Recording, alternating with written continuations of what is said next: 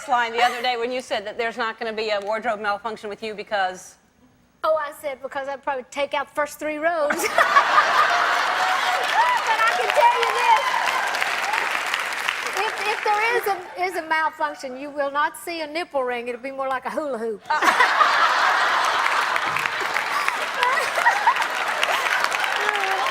And it's a good thing I was born a woman, or I'd have been a drag queen. It's true, I would have. Dirt poor? Well, we were dirt poor, but most people back there were poor. I grew up on a farm in a family of 12 children, 6 girls and 6 boys, and a lot of people had big families. People asked me if we were Catholic because we had so many children. I said, no, just horny Baptist. The question is, if you could tell teenagers of America today one thing, whether it be advice or something of support, what would it be? I would say, act like it's raining every day and wear your rubbers.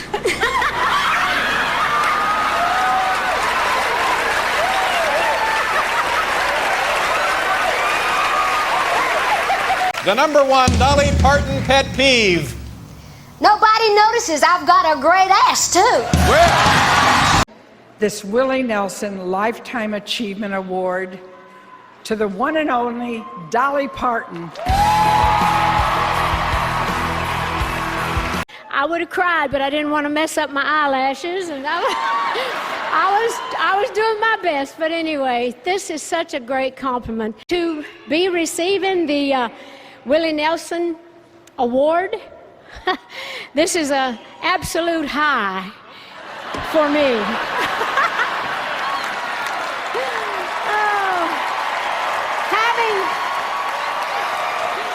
Coming out now with the best, worst, and least dressed list of 2000. I'm in that, you know, of all time. The worst dressed of all time, it said. Swear. Are you really? I swear. The worst dressed of all time? Yeah, see, there it is. What does it say? Well, I don't think you're that bad. Well, you know what? It's just the way I look. It's like I honestly have designers at some of these award shows pay me not to say who designed my gown. I always say I have walked the red carpet and I have worn it. So, but anyway, they said I was one of the worst dressed of all. I know. You know what? Which, you can't. That's all right with me. I have a good time. I bet I'm happier than that guy that wrote that. And I'm glad that he came out of his closet long enough to look in mine.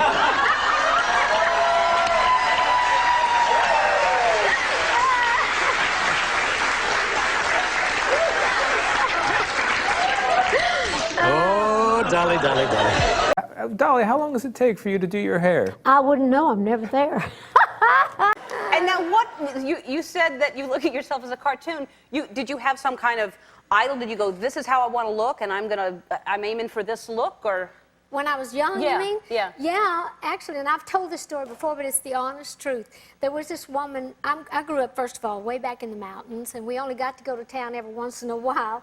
But every time we would, there was this woman that was the town trash whore, they called her. But I thought she was beautiful. I didn't know what any of that meant, and I would just see this woman with this yellow hair pile on her head, her bright red lipstick, red nails, high-heel shoes.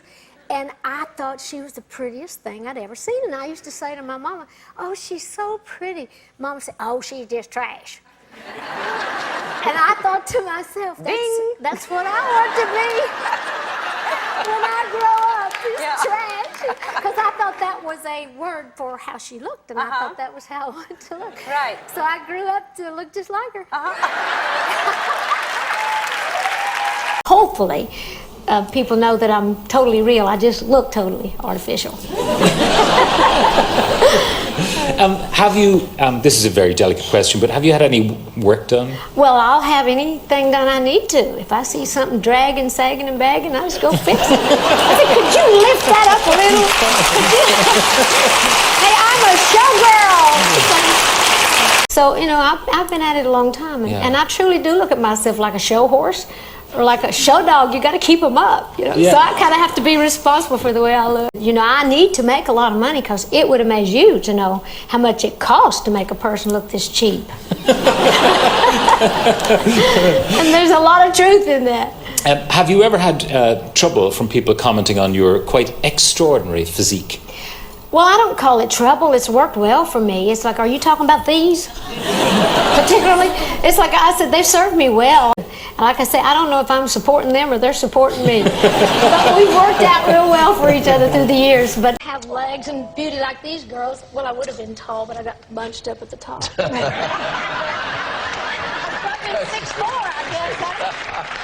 But actually, the way I look came from a serious place of a country girl's idea of glamour.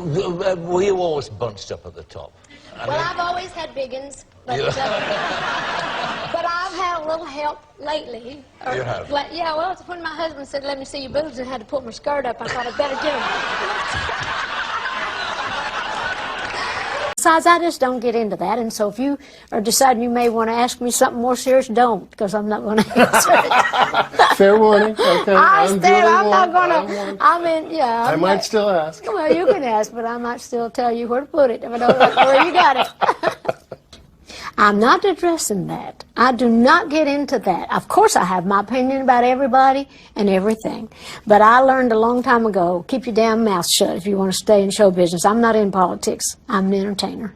And yet, you're also a role model. Yes, I am. That's why I don't talk about people.